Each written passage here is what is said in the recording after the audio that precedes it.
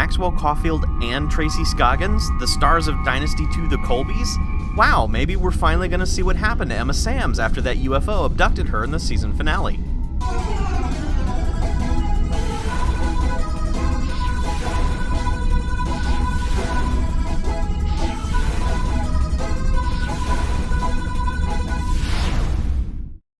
Alien Intruder seems to start mid-story as there's a ship spinning out of control rather comically.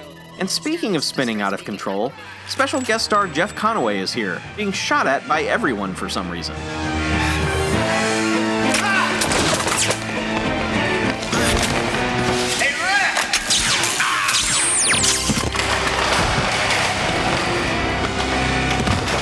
That ends badly for everyone involved, but then we're introduced to Billy D. Williams as he tours New Alcatraz, looking to put a special team together for a secret mission. Mancuso, Nick. Navigator first class. What's he in for? Mutiny. Mutiny, huh? He was the ringleader. Almost pulled it off, too. You had a problem with the captain of your vessel? Yeah. And yeah, great, New Alcatraz. Look out for giant monster snakes, you guys. Williams' mission is to retrieve the missing ship we saw in the opening scene, but it's located in something called G-Space, which apparently is super spooky. However, that's not important right now because we need 15 plus minutes of the 4 team members in weirdo holodeck sex suite cryotube things where they all have their own special time period fantasies and cyber whores to make sexy time with. You like to blow things, huh? Not as much as I like to fuck. I bet you like to do that a lot. Well, what do you want? I got a dick with a will of iron. Up until this point, Alien Intruder looked cheap, sure, but it was kind of charming nonetheless. But once we get here, the film shows its hand, as it wants to be more of a late-night Cinemax TNA fest than anything resembling decent science fiction. The point of these scenes, and then what starts to explain the mayhem from the beginning of the movie, is that there's some kind of sex entity, AI, succubus, alien woman thing, played by Tracy Scoggins. She is somehow appearing in everyone's hollow sex programs and causing increasing tensions amongst the crew members, especially Billy D. Williams, who seems to have ulterior motives for the mission. What do you mean you can't find her? Now, the star of our movie, and star of Grease 2, Maxwell Caulfield, is disinterested in his hollow whore and is kind of raped by Scoggins at one point in his fantasy tube, which is even extra creepy because the two played brother and sister when they starred together on Dynasty 2 The Colbys. In any event, he's the film's hero because he's able to slightly resist whatever power this alien sex lady has. They manage to find and dock with the missing ship in an awkward human centipede-style docking maneuver, and then once there, tensions escalate drastically. You're dead, Mancuso.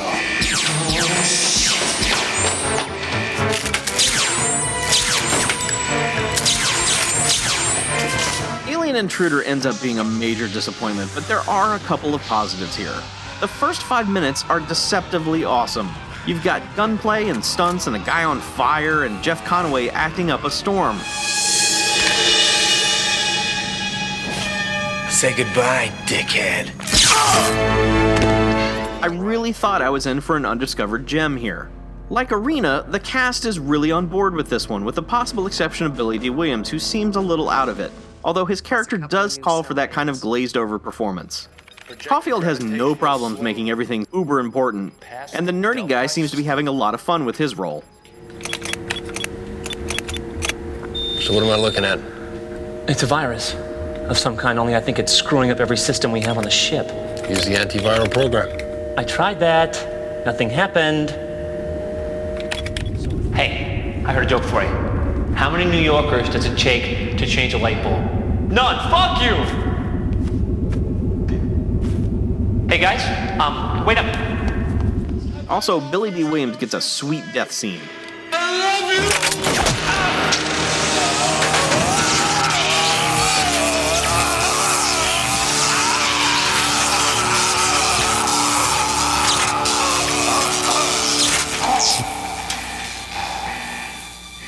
Although as a negative, the 3 supporting characters are in the film way too much, and the leads aren't in it nearly enough.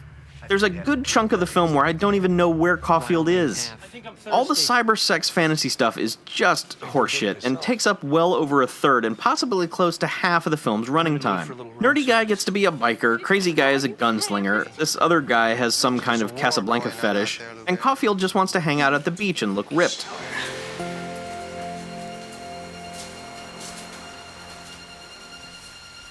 I will say though, at one point in the biker sequence, there's a shot that I thought was the best stunt I'd ever seen.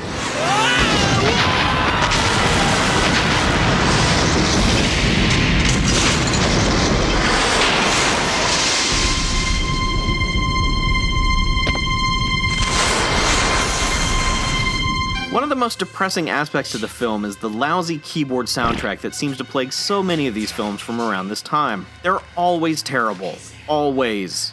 And there are moments in this one where someone seemed to think, hey, maybe I should lay down some sweet guitar licks over this garbage, but they were quickly escorted out of their mom's garage/recording studio. Unlike Arena, which squeezed its budget for as much as it could, Alien Intruder is definitely cheap. Really cheap. New Alcatraz appears to be the side of an elementary school, and while I'm always appreciative of explosions in a movie, you can see the canisters where each of the explosions is originating from, and that's just sloppy. Later, I'm convinced they tried to make this shot in the spaceship seem even more futuristic by stapling some hair curlers to the wall. There are more stunts and even a defenestration elsewhere in the film, but they're part of the sex fantasy stuff, and I had tuned most of that out entirely. So thanks a lot, movie, for making me not care about stunts, explosions, and boobs. Nice work. Hey, cup of coffee too much for you? You killed her. You know I live for caffeine. You killed her! God damn it, you killed her!